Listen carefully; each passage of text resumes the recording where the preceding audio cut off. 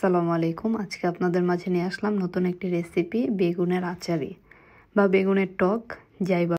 চলুন মূল রেসিপিতে চলে যাই। আমরা আমাদের ছাদে চলে গেলাম বেগুন আনার জন্য। আজকে আমরা যে বেগুনের আচারি রান্না করব সেটি আমাদের নিজেদের গাছের বেগুন থেকে তৈরি করব। এই যে দেখতেই পাচ্ছেন আমাদের ছাদে টবের মধ্যে কি সুন্দর বেগুন হয়েছে। আমি বেগুনগুলো কেটে নিচ্ছি। এখান থেকে বেগুনগুলো নিয়েই আমি আজকের তরকারিটি তৈরি করব। আপনারাও চাইলে এভাবেই চাষ করতে পারেন ছাদে, বারান্দায়। এখন আমি বেগুনগুলোকে ভালোভাবে ধুয়ে নিয়েছি। এখন বেগুনগুলোকে কেটে নিতে হবে। দেখুন ভিডিওর মাধ্যমে আপনারা বুঝতে পারবেন কিভাবে বেগুনগুলো কেটে নিয়েছি। প্রথমে বেগুনের এখান থেকে একটু কেটে ফেলে দিয়ে তারপরে মাঝ বরাবরই 4 ফালা করে নিতে হবে এবং মাথার উপরে যে বোটার ওইখানে কিছু থাকে ওইগুলো হাত দিয়ে ফেলে দিতে হবে। বেগুনটাকে আনামি রাখতে হবে, এটা দেখতে এবং আকর্ষণীয় মনে হয় তরকারিতে। তারপর আমি এখানে বেগুনটা ভেজে নেওয়ার জন্য দিয়ে দিলাম হলুদ, মরিচ এবং সামান্য পরিমাণ লবণ দিয়ে ভালোভাবে দু হাত দিয়ে ভালোভাবে বেগুনটাকে ধরে ভিতরে ভালোভাবে মশলাগুলো মেখে নিতে হবে। এখন আমি কড়াইতে সামান্য পরিমাণ তেল দিয়ে দিলাম, যতটুকু পরিমাণ পর্যন্ত বেগুনগুলো ভাজার জন্য প্রয়োজন।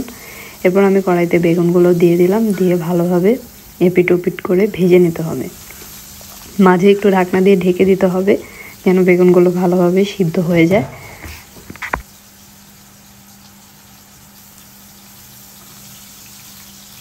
ঢাকনা উঠিয়ে এপিট ওপিট করে বেগুনগুলো ভালোভাবে ভেজে নিতে হবে।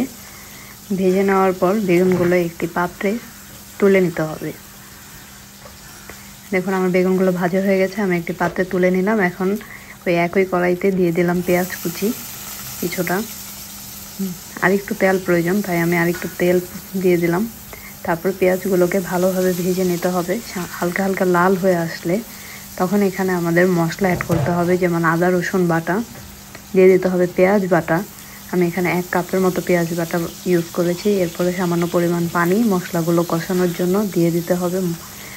গুঁড়ো মশলা যেমন হলুদ গুঁড়ো, মরিচ গুঁড়ো, ধনিয়ার গুঁড়ো পরিমাণ মতো।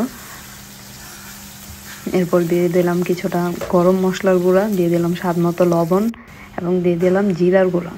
দিয়ে সব কিছু ভালোভাবে একত্রে মিশিয়ে নিতে হবে।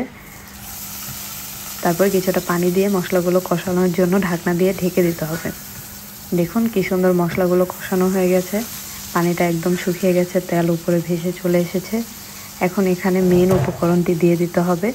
যে কোনো আচার এখানে আপনারা কিছুটা অ্যাড করে দেবেন। আমি এখানে আমের আচার অ্যাড করেছি, সাথে কিছুটা তেল যোগ করে দেবেন আচারের। এই উপকরণটি আচারি তরকারির মেন উপকরণ। তারপর আমি ভেজে উঠিয়ে রাখা বেগুনগুলো দিয়ে দিলাম, দিয়ে এখন মশলার সাথে ভালোভাবে কষাতে হবে।